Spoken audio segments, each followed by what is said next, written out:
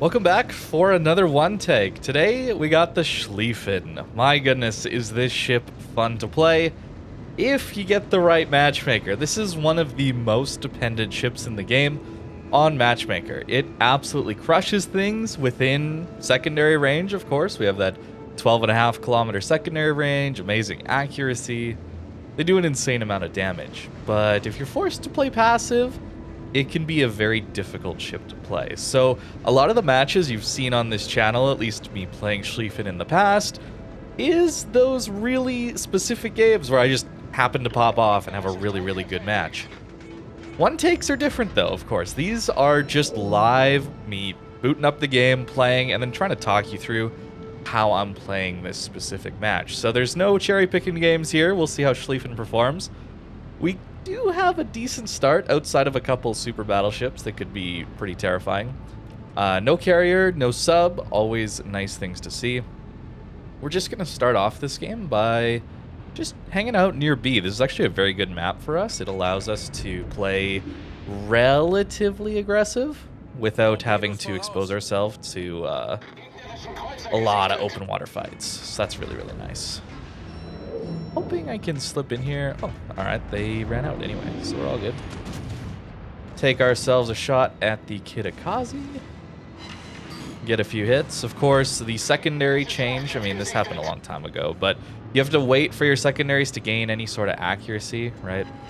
So that's kind of a disappointing side of this ship now, especially now that it doesn't actually have the toughest secondary turrets. When this ship first came out, there was a bug that just happened to coincide with the release of this ship, where the secondaries were basically immune to ever getting destroyed. So you can imagine what that did to this ship's power level. It was pretty insane what this thing was capable of. A lot of fun to play, and it's still a fun ship to play. I just don't play it terribly often, mostly because I find it just a little bit inconsistent. If I'm going to play more of this all-in role, I think I'd rather be at a slightly lower tier. That's really what it comes down to. Here, pushing very aggressive, as we can see, but doing all right. I think we'll try and hold off here until the GK pushes past this corner, and we'll send some torps this way. May as well. May as well. We can always turn and get the other side for the GK.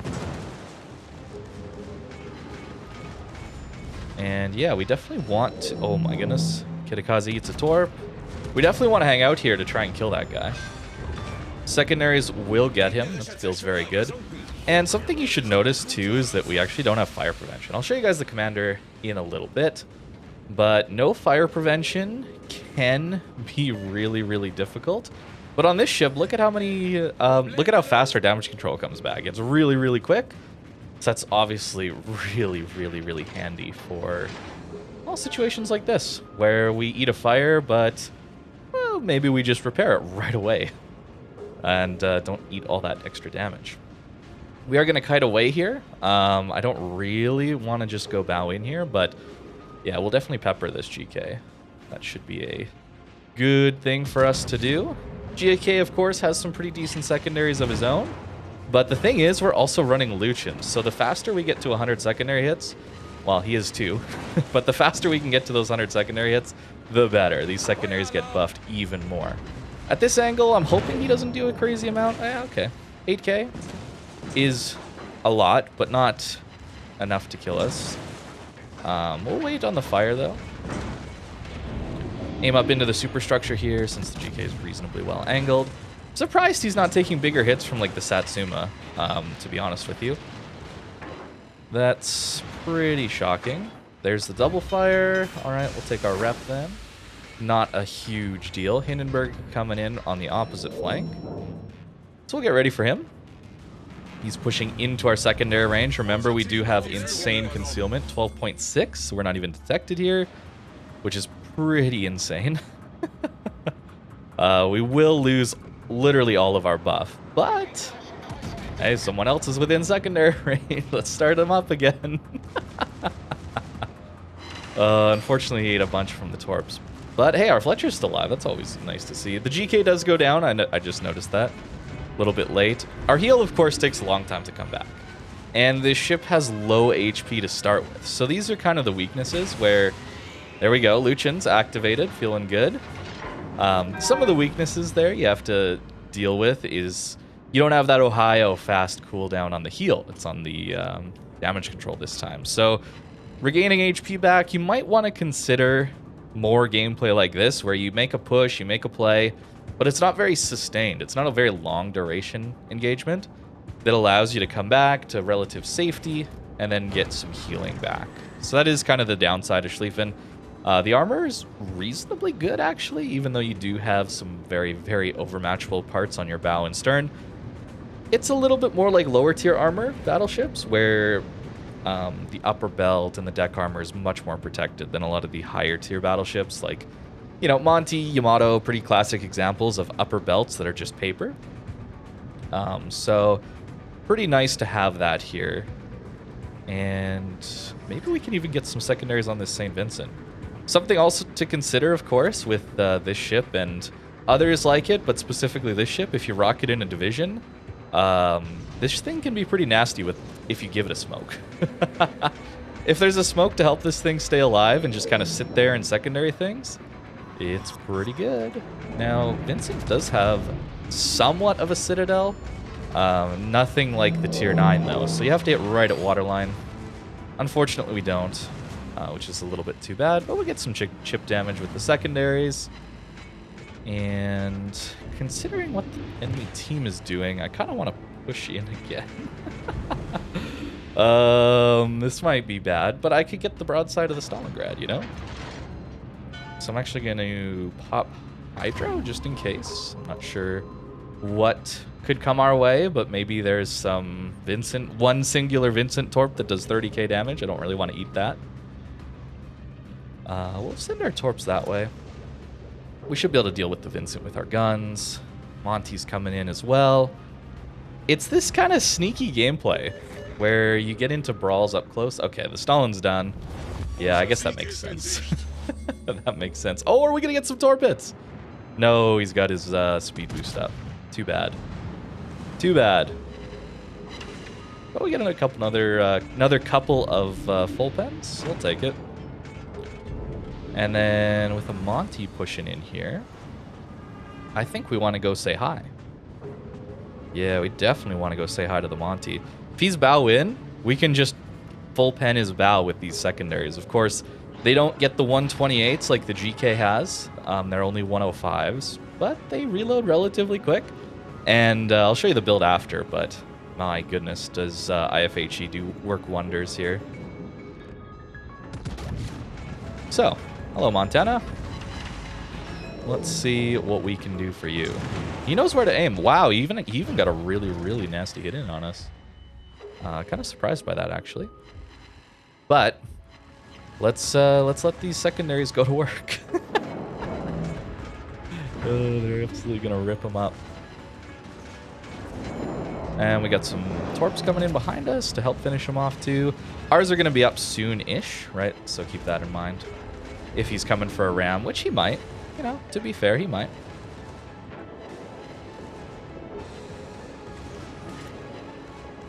Alrighty then.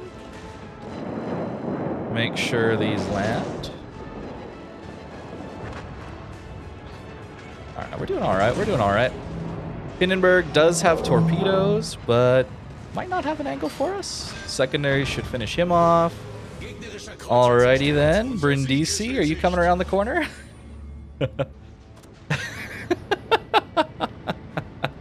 I mean, it's pretty nice when they all just decide to push into you. I ain't gonna lie. It does make this ship look pretty darn strong.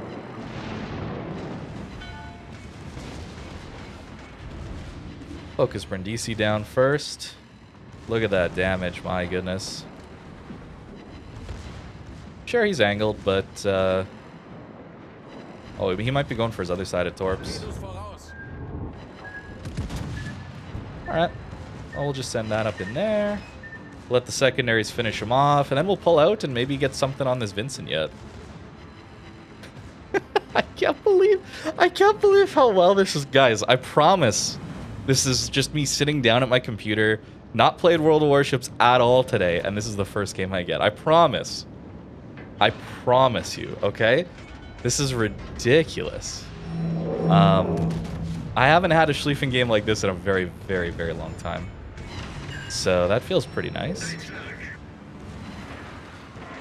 And yeah, so St. Vincent does not have very much armor, so we're going to rip him up with our secondaries as well.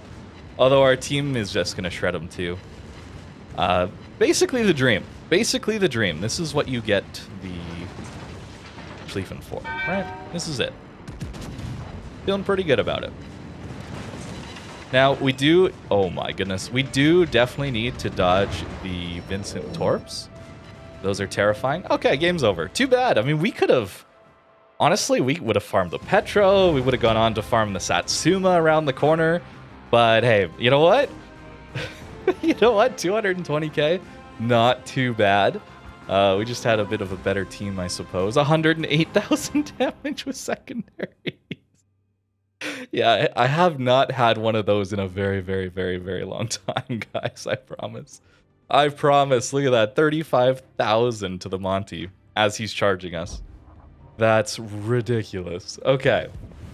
Here's the build. If you're wondering, very all in. And yeah, no fire prevention because we have those fast cooldown damage control parties. And yeah, IFHE, we're taking it. You know, that gives us these 105s at pen 32. Normally they only pen 26, which is enough for some cruisers, destroyers at this tier. But getting them up over 32 is a pretty big deal. And that's why I like to take that. Again, all in secondaries. I'm sure you're not very surprised by that, but yeah, it works reasonably well. You could definitely consider any of these three. I would probably stick to propulsion or steering gears, one of the two. This special damage control really just saves you against fire damage, so there's not really much point fully speccing into this. So I think that getting some extra maneuverability is always going to be nice. Whether you're more open water playstyle oriented, then you'd go steering gears. If you're trying to play around islands, propulsion is always going to be better because you're tending to be at slower speeds, needing to maneuver at slower speeds around these little islands to just limit firing angles. So I'm actually going to swap the camo away from the steel one. Oh wait, I don't actually own that one.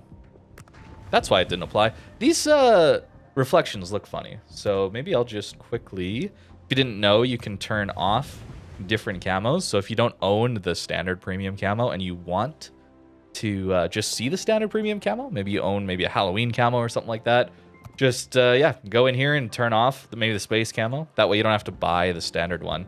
Everyone else will still see whatever they have checked on their port. So if somebody has the decorative ones checked, they'll see my Schlieffen in the steel camo. But that's a good way for you if you don't want to see some of the crazier, wacky camos, Halloween specifically, I would say. You can just turn that off in port and you'll never see it on your ship or anyone else's. It's pretty nice way to give cosmetics for people who want to see it and just more normal looking ships for those who don't. I highly doubt we're going to top that game, I'll be honest with you. So maybe we'll get to suffer this match and you get to really see the highs and lows of Schlieffen in one singular video. I doubt that. Typically, Schlieffen can do just all right. The really bottom of the barrel games don't happen all that often thanks to the concealment, right? The concealment just allows you to play so many more positions and allows you to actually maneuver and work with your secondaries still.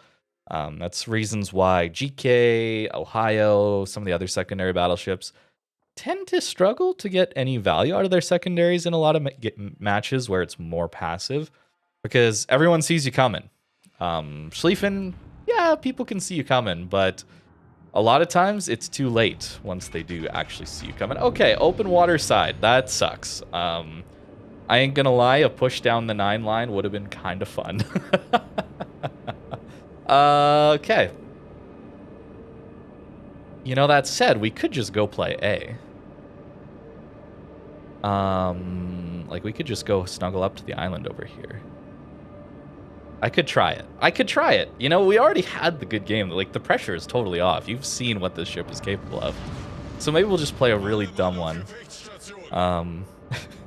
So what really kills us if we just go play here is if, well, there's a lot of DDs out here just peppering us with torps, and if there's a crossfire from over here. Because our escape route really is this channel. So, you know, that's going to be the issue. But we do have a Moskva here, we do have a Shima here, and a Bourgogne. Bourgogne's going to the 1 line. If I go to this 3-4 line, we get a decent crossfire here at A. That should help us deal with whatever they have coming here.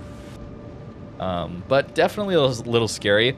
Now that I'm thinking about it more, maybe I don't want to do this off the bat. It's an all-in play, you know? We could be... I mean, the video could be over in 2 minutes from now. I don't know. That's how these all-in plays can go. That's why I like playing where there's islands, right? Where I made a bunch of all-in plays last game, and they weren't really all-ins because we have so much island cover that we can make use of. Shima... You know what? You know what? Considering the Shima just used his smoke, my trust in this guy has just gone down slightly. So I'm just going to hold position here and see what we see. All right. Conqueror appears to be AFK. Our middle guys are mostly going to C. Yeah. I don't want to all in just yet.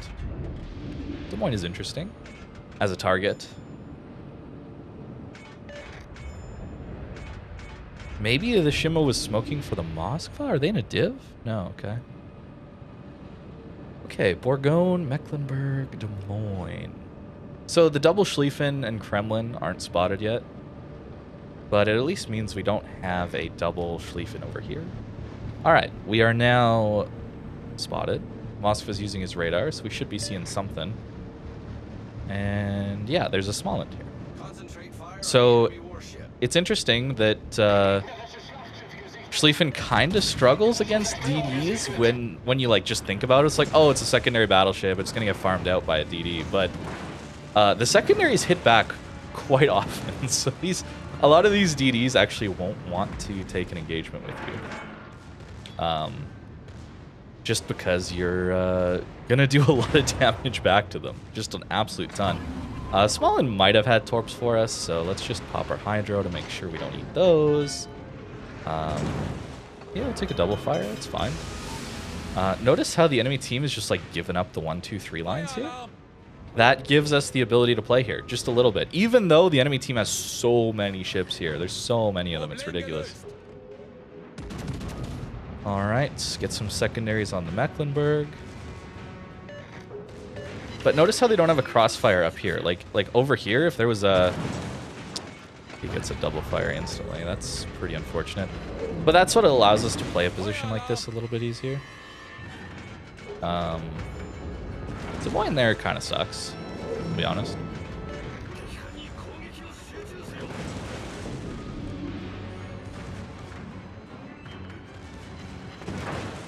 Alrighty then. We'll get ourselves some damage in on Smolensk. Take our rep. Feels good.